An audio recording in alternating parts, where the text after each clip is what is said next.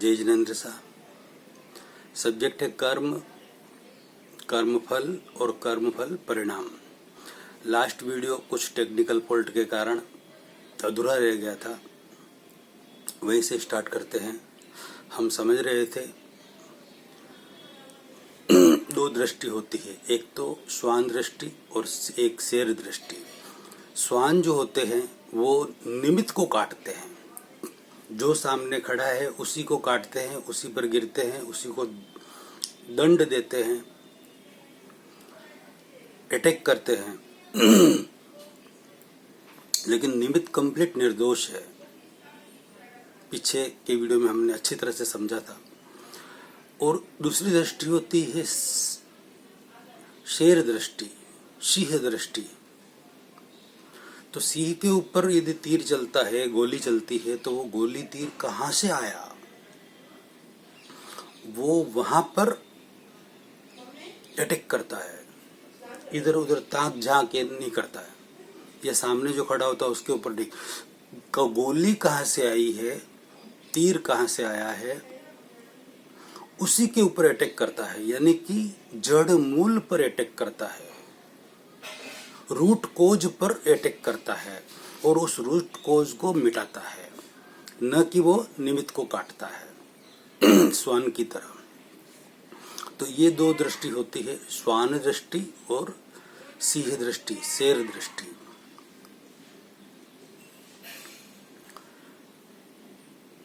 तो हम भी सब शेर है। क्या है? हम सारे शेर हैं। शेर सिंह है, लायन है।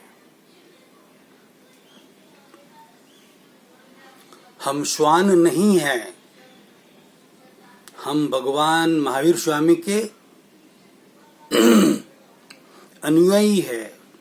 भगवान महावीर स्वामी ने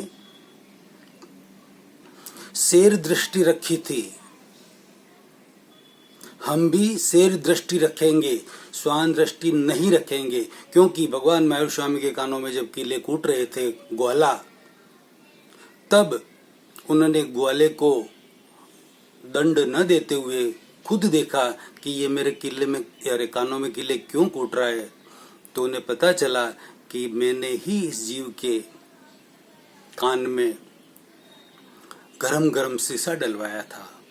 उस क्रिया के प्रतिक्रिया हुई, उस क्रिया की, वो मेरे कानों में खिले कूट रहा है। यानी कि जो निमित्त है वो कंप्लीट निर्दोष है, ऐसा उन्हें पता चला।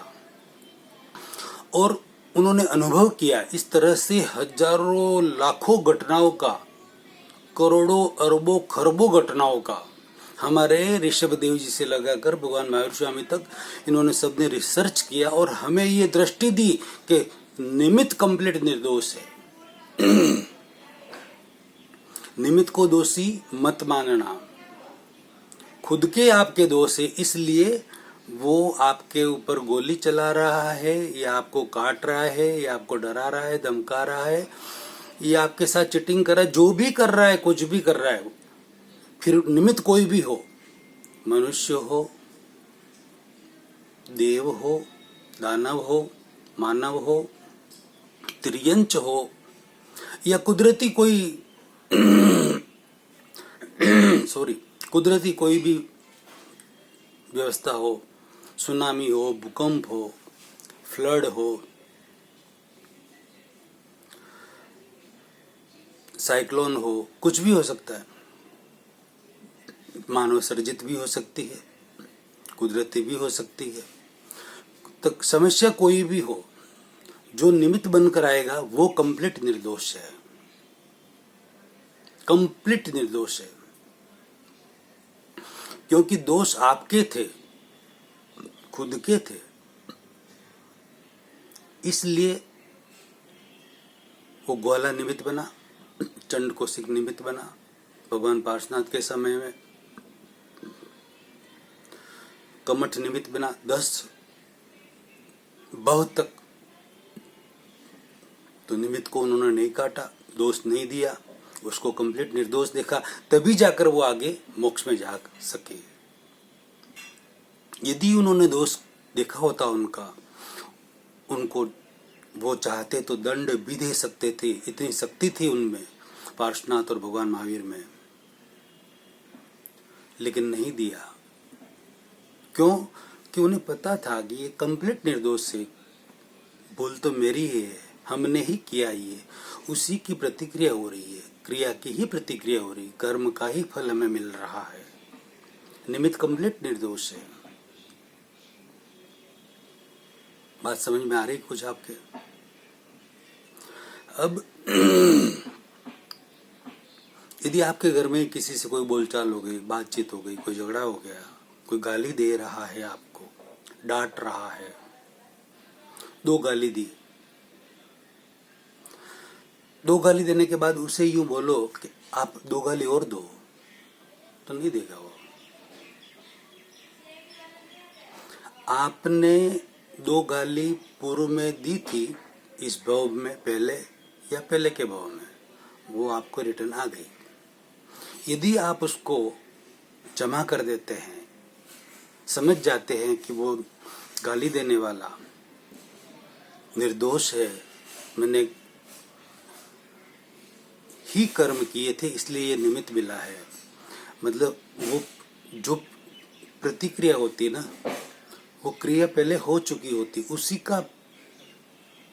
उसी की प्रतिक्रिया होती है। क्रिया के बिना कोई प्रतिक्रिया हो ही नहीं सकती। ये सिद्धांत ये समझ लीजिए, एक्शन के बिना रिएक्शन हो ही नहीं सकता, ध्वनि के बिना प्रतिध्वनि हो ही नहीं सकती, स्पंदन के बिना प्रतिस्पंदन हो ही नहीं सकता।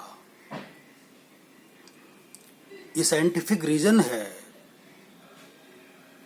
राइट? तो अब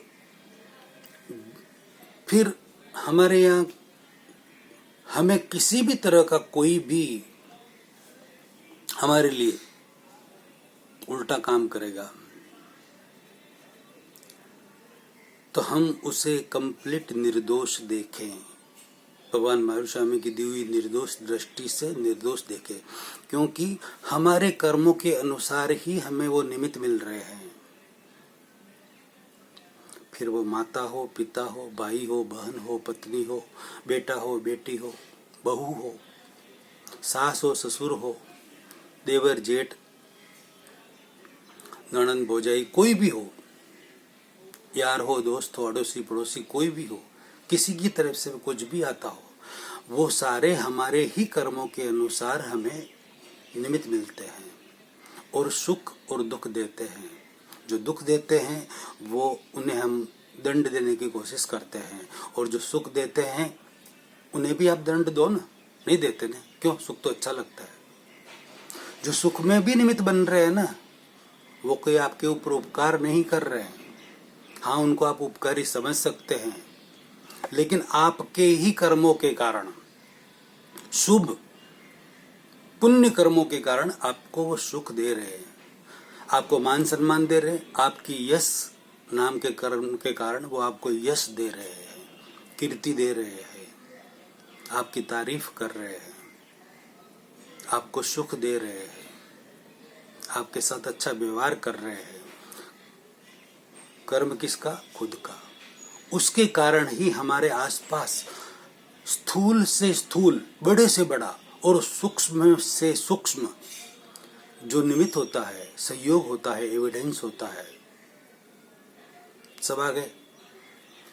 स्थूलतम से सूक्ष्मतम तक, स्थूलतम से सूक्ष्मतम तक के सारे सहयोग, सारे निमित्त कंप्लीट निर्दोष है, और वो सारे हमारे ही कर्मों के आधार पर क्रिएट होते हैं अपने आप, सुख में भी और दुख में भी।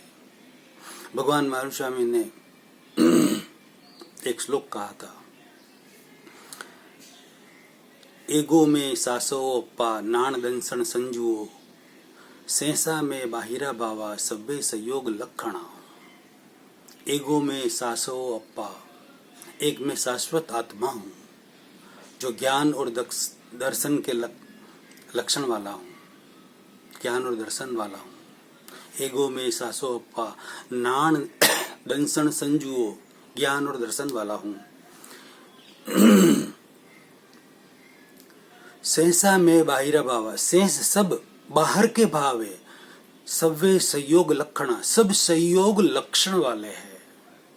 कितना स्पष्ट बता दिया भगवान ने। सब संयोग लक्षण वाले बाहर के सारे भाव, सिर्फ मेरी सिर्फ आत्मा ही है और वो ज्ञान और दर्शन वाली है।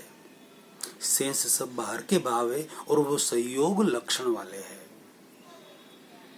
जितने एविडेंस है सारे वो सब हमारे कर्मों के आधार पर ही, दोबारा रिपीट कर रहा हूं, सूक्ष्मतम स्थूलतम से बड़े से बड़ा और सूक्ष्मतम तक छोटे से छोटा निमित्त जो भी बनता है हमारे लिए, फिर देव बने, दानव बने, मानव बने, जानवर बने, कुदरती कोई भी निमित्त बने, सब संयोग हमारे ही कर्म के आधार पर आसपास क्रिएट होते हैं और हमें सुख और दुख देने में निमित्त बनते हैं। प्रारब्ध हमारा ही है। प्रारब्ध पहले रचा फिर रचा शरीर, तुलसी चिंता क्यों करे भजले तू रघुवीर। कर्म पहले किया फिर बना शरीर, तुलसी चिंता क्यों करे भजले तू रघुवीर। बीज सीड पहले डला, बीज सीड पहले डला फिर बना पेड़। बीज सीड पहले डला फिर बना पेड़, तुलसी चिंता क्यों करे भजले तू रघुवीर। पेड़ बनने के बाद डालियां, पत्ते, फूल, फल उसके ऊपर जो भी आएंगे वो सब उसी संस्कार के कारण आएंगे, उसके बीज के संस्कार के कारण, हमारे ही कर्मों के बीज के संस्कार के कारण हमारे स्थूलतम से सूक्ष्मतम तक के सारे संयोग, ये दोबारा रिपीट कर रहा हूं मैं, तिबारा रिपीट कर रहा हूं इसलिए आपको अच्छी तरह समझ में आ जाए। सारे संयोग कोई दोषित नहीं है, सब निर्दोष है, सिर्फ निमित्त है, सिर्फ एक मैसेज देने के लिए आए हैं, मैसेंजर है, कुरियर वाले हैं। कुरियर वाला जैसे उदाहरण से आपकी और आपकी बेटी का रिजल्ट लेके आ रहे हैं, आपके बेटी का रिजल्ट लेके आया, कवर खोला आपने, बेटी पास हो गई अच्छे नंबरों से। कुरियर वाले को बोला भाई बैठ, रोज का काम था चाय पी के जाना। दूसरा कवर खोला, बेटा फेल, बहुत गलत नंबर आए, मूड खराब हो गया। अब इसमें कुरियर वाला क्या करे, उसके तो नसीब में चाय नहीं थी, बेचारा बैठ के चला गया। कुरियर वाला क्या करे, वो तो निमित्त है, रिजल्ट तो, कर्म तो इन दोनों के है, बच्चे और बच्चों की, लड़के और लड़की के कर्म है। उन्होंने जो जैसी परीक्षा दी है वैसा फल उनको मिल रहा है, उसमें कुरियर वाला क्या करेगा, निमित्त क्या करेगा। निमित्त तो निर्दोष है कंप्लीट, उस पर हम राजी या नाराज कैसे हो सकते हैं। बात समझ में आ रही कुछ। दूसरा उदाहरण देता हूँ। एक पुलिस वाले आए, दो पुलिस वाले आए, बैठ कोला, बोलिए हम आपके पासपोर्ट का वेरिफिकेशन करने के लिए आए, फॉरेन जा रहे थे तो पासपोर्ट बनाया, वेरिफिकेशन करने के लिए आए, बैठे, वेरिफिकेशन कर लिया, खुशी खुशी उनको बिठाया, चाय पानी पिलाया। फिर उन्होंने बोला कि सर आपके नाम का एक वारंट भी है, अरेस्ट वारंट है। पहले तो खुशी हुई, फिर दुखी हो गए। अब पुलिस वालों ने क्या किया, पुलिस वाले तो अपनी ड्यूटी बजा रहे हैं, वो पासपोर्ट का वेरिफिकेशन भी करेंगे और आपके नाम का अरेस्ट वारंट है, अवेलेबल हो नॉन अवेलेबल हो वो आपको सर्व करेंगे। यदि नॉन अवेलेबल है तो आपको वहां से अरेस्ट करके लेके जाएंगे, अवेलेबल है तो भी लेके जाएंगे, आपको उसके लिए जमानत लेनी पड़ेगी। अब पासपोर्ट वेरिफिकेशन करने में और खुश हुए और अवेलेबल वारंट का नाम सुनकर आप दुखी हो गए, वो आपका प्रॉब्लम है। फॉरेन भी आपको जाना है, वारंट भी आपके ही नाम का है, आपने कोई कांड किया होगा, उसका वारंट आया, पुलिस वाले कंप्लेंट नहीं दो, वो तो उनकी ड्यूटी बजा रहे हैं, ओनली फॉर ड्यूटी पे जा रहे हैं। तीसरा उदाहरण, कोई चोरी की किसी ने और पुलिस वाला उसे लेकर जा रहा है और उसको दंड दे रहा है, तो पुलिस वाले का क्या दोष? उसका तो फर्ज है, वो निमित्त है। चोर ने चोरी की तो उसे लेके जाएगा, दंड भी देगा, जेल में भी डालेगा। उसके ऊपर हम चिढ़े कि ये पुलिस वाला हमको क्यों ले जा रहा है, क्यों दंड दे रहा है, क्यों मार रहा है, क्यों जेल में डाल रहा है। गलत है। वो कंप्लीट निर्दोष है। आप दोषी हो, खुद आप खुद दोषी हो।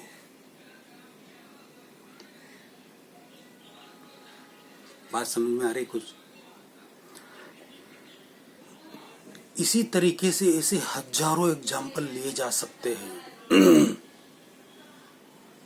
और इसको और डीपली समझने के लिए मेरे पीछे की जो वीडियो है,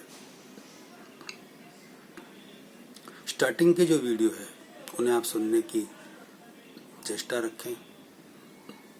थोड़े लंबे हैं, घंटे घंटे भर के हैं। उसके अंदर बहुत गहराई से बात की हुई है। यहाँ पर इतनी गहराई से बात करेंगे तो काफी समय लग जाएगा। हमें और भी बात करनी है। जो सब्जेक्ट चल रहा है उस पर भी बात करनी है। सब्जेक्ट चल रहा था निर्दोष दृष्टि कैसे उत्पन्न हो, वीत द्वेषी दृष्टि हमारी कैसे रहे, हम आर्त ध्यान रौद्र ध्यान के बिना कैसे रह सकते हैं, आर्त ध्यान रौद्र ध्यान किए बिना कैसे रह सकते हैं, हमारे में धर्म ध्यान कैसे रह सकता है, ये सब्जेक्ट हमारा चल रहा है। इस पर हम अगले वीडियो में बात करते हैं। ये गूढ़ रहस्य वाला वीडियो आप जरूर लाखों करोड़ों व्यक्तियों में शेयर करें ताकि आपको अनुमोदना का महान पुण्य मिले। जय जिनेंद्र शाह।